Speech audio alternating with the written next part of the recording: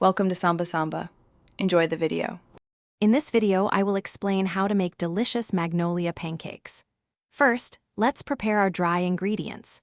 In a large bowl, you'll want to whisk together 2 cups of all-purpose flour, 2 tablespoons of granulated sugar, and 2 teaspoons of baking powder.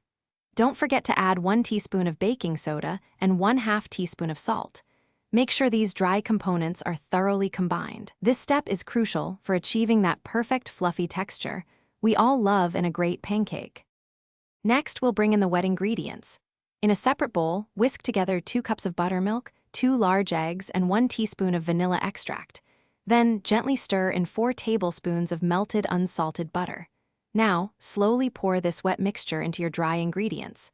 Stir just until everything is combined. A few lumps are perfectly fine. Overmixing can lead to tough pancakes, and we definitely don't want that. Let the batter rest for 5 minutes.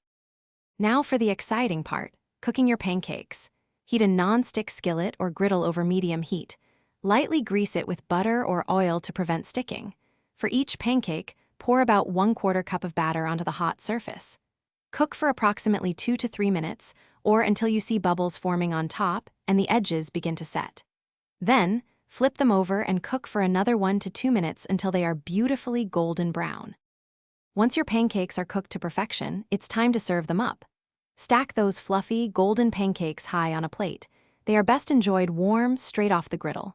You can top them with classic choices like a generous pat of butter and a drizzle of rich maple syrup.